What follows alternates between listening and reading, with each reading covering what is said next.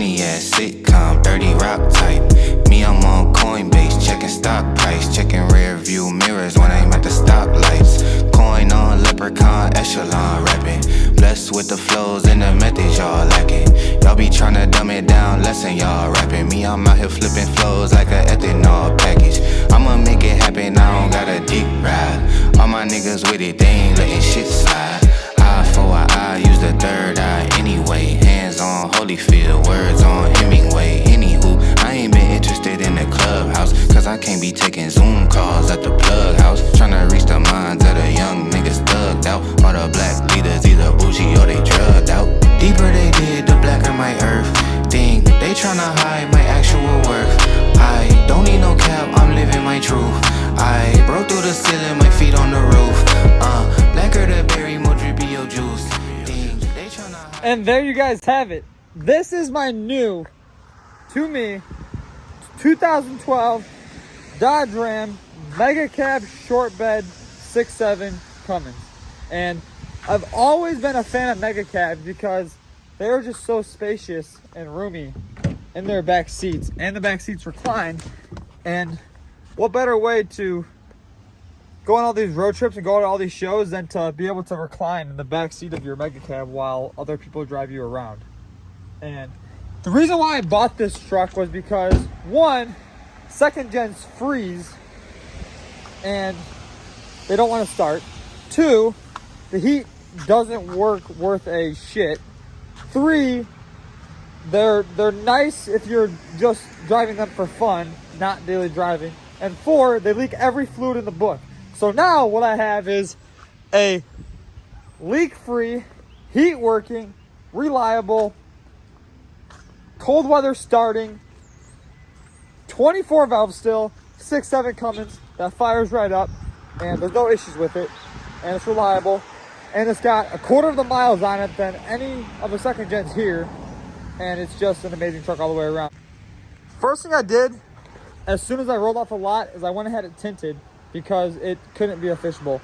The only fishbowl I drove around in was Rusty Red, and that was an exception because it was rotted out and I paid pennies for it.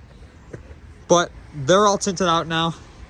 The back, you should be able to sleep inside this thing and not have anyone see you or the sunlight beat down on you. And it looks pretty clear from the inside, but the outside is a different story. And you can still see through the fronts. The fronts aren't murdered out like the back is, but I love it. It has a rear slider inside of it, and we have to put a gooseneck ball on it. The B&W turnover hitch we have to order for it, and we're gonna do an exhaust on it, one-piece drive shaft when we lift it, aluminum drive shaft, beef up the leaf springs in the rear, maybe do like a helper bag on there, probably convert it to a dually, maybe chop the frame and stretch it into a long bed dually, because then it'll be a mega long schlong dually, mega long bed dually, and it'll be insane like that. So we're gonna find a dually bed, get a lift coming, get all the good stuff coming for it, and then the interior. You guys may ask, what interior is in it? So I bought a Bighorn because I got it for a good price, and why spend 50 to 60 grand on a fully loaded one when I can spend half of that and buy the interior for 2,500 bucks and sell it for 50 grand. I'm all about making money, and I'm gonna swap the whole interior, so why would I go out and buy one and pay 20 grand extra for it, like I said? So the seats in it now are nice. It has 151,000 original miles. An old man owned it. It has power mirrors, power on the back of the steering wheel. Sound system sounds good. I'm gonna do an all black headliner with stars, do the full center console in it, new seats. They are power and heated, and it has the fog lights on the bumper, cargo light, trailer brakes, all that stuff already installed, so we won't have to do any of that. And it has remote start and a lot of other things. But let's get into this video. Let's do some upgrades to it and see where it goes. You guys seen the truck at the beginning of the video. First thing I did, as you guys know, was I tinted the windows. But what's the second thing I'm doing? As you guys can probably guess, the truck is stock and it is deleted. There was still a stock exhaust on it, and there was a stock exhaust on it, but not for long. What I did is I went this morning, I picked up a brand new 5-inch full exhaust. It's massive. The comparison from the stock is just not comparable. So there's the stock exhaust. I cut that off of there. Stock cat is off. And if you ask me, the truck should sound very, very loud. But we're working right now on getting the downpipe off. Everything else is off. I didn't film that coming off because honestly, you guys don't care about a pipe getting fucking plasma cut. So right now, I'm down there working on the V-band clamp. I'm getting that off. It's already loose. I said I get down there with the pry bar and pop it off the exhaust. And then I can start assembling the new exhaust. So let's get that done. I'm gonna pull the baffle out of the intake. I'll probably order one of those Banks Power intakes. I'm gonna do the ram air hood on it, change the headlights, probably change the grill, order up bumpers. Should we lift it? Should we put wheels and tires on it? What should we do to it? But yeah. And the big truck is, it's not on hold, but I want to take my time on it. I got to design the arms yet still. And the rear truss and all that stuff's redesigned. So that should be good to go. And the big old 5-inch meat stick is installed, almost. I'm putting on these baller clamps that came with it. Well, the exhaust is all freaking installed now. And it's out the side for now, but what do you guys think we get a freaking warm start video? Because the motor's still hot and we have to... It's still going to sound like a cold start because it's a Dodge. You don't want to start. It's a Dodge, so it's not going to want to start.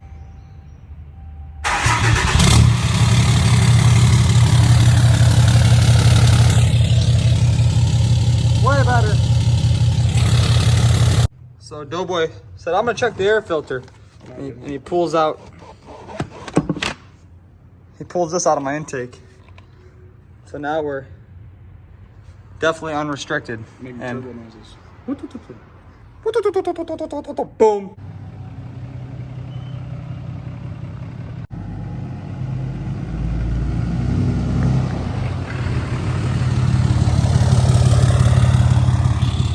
And just like that, my exhaust tip is now installed.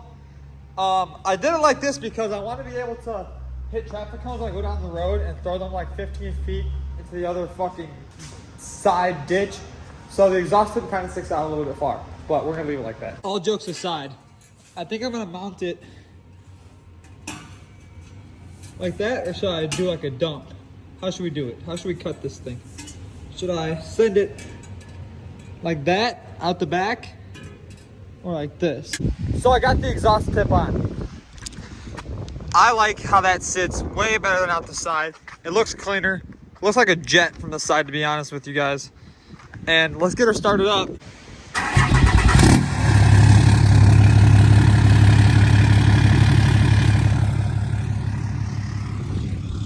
Okay. It sounds pretty good. I'm happy with that. But now the real question is how we are going to like the exhaust brake. So let's activate our exhaust brake and take her for a spin around the block. Put her in third. Oh my God, look at the miles. I was gonna say let's put her in third gear, but the mileage is kind of trippy.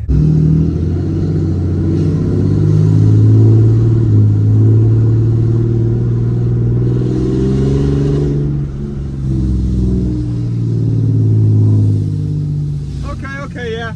It sounds like a jet. I definitely approve of that. But I love this truck, I really do. It's reliable, it has good heat. As you guys know, Old Blue was reliable. Old Blue had good heat, but this thing is extra reliable and has way better heat inside of it. But before we get any further in this video, I'm gonna hop out of the truck really quick and I'm gonna tell you guys about the trailer and about the blue truck and what's going on with that. Old Green's still around. Our lime green load trail 44-foot gooseneck.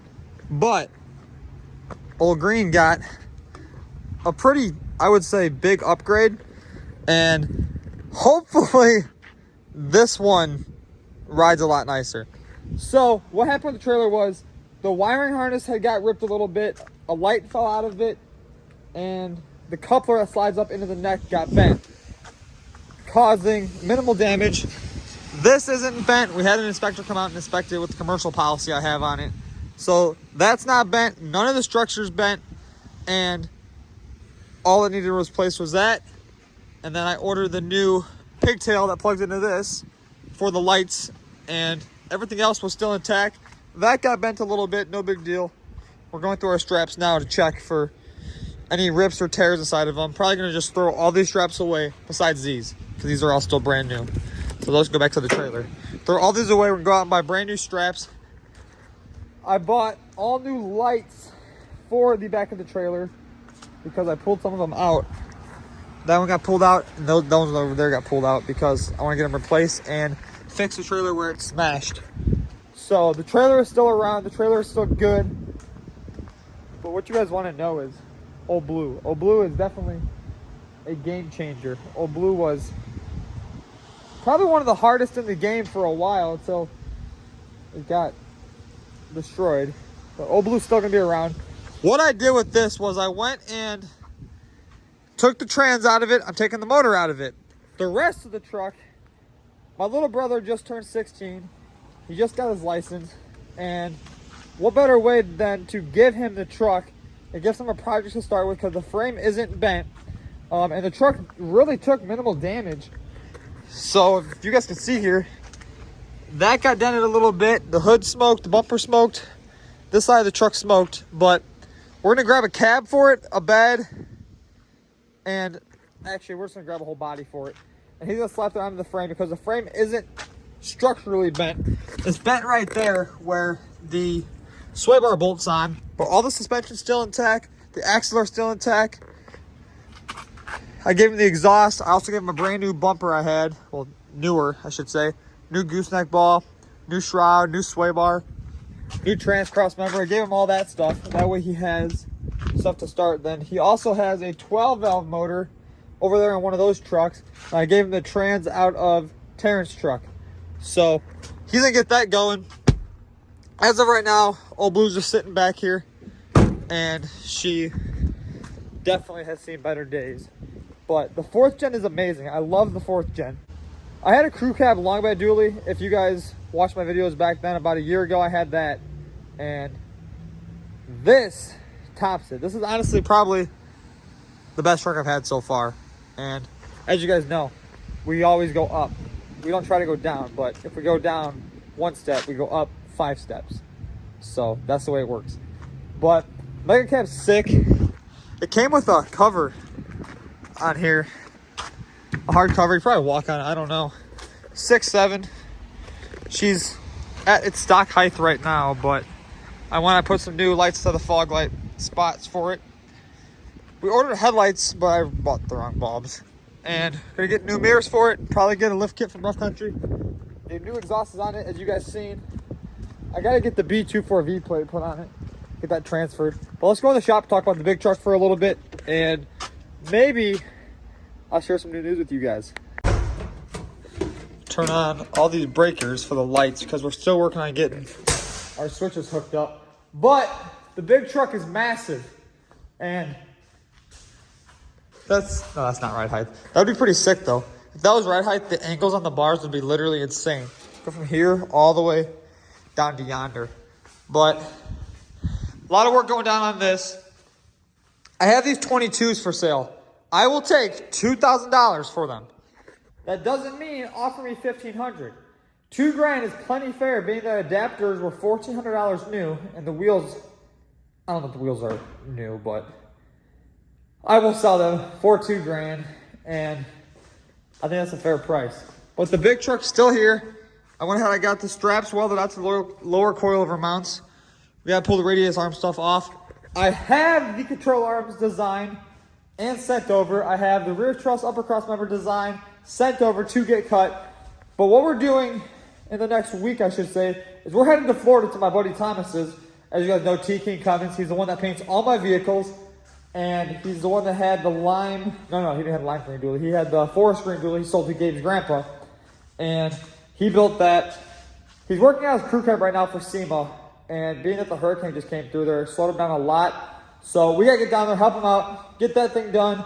Taryns started a GoFundMe for the people down in Florida, and she raised money to help people in need down there. And she went and bought a bunch of stuff for us to take down there. We got somehow loaded all into a Megacab. We'll probably have to rent a trailer or buy things when we get closer to Florida, or find things down there we can go buy and bring to people who need them. So she's doing that. She's gonna have a video on her channel, which I'll put the link for her channel down inside the description. And she's gonna be posting all about her trip to Florida and the hurricane. And I'm sure she'll have truck stuff inside there, but it's a wonderful thing that she is doing. So I'll put the link for the GoFundMe down in the description if you guys want to donate towards it. I'll put her link for her YouTube channel down there. And then we have new merch coming. And no, it's not this truck. No, it's not the 4th gen. It's a truck that I had that I sold, and everybody loved that truck. And I wish I didn't sell it. That's going to end today's video. Be sure to like, subscribe, comment. And we're headed to Florida, so the next video should be pretty insane. Peace.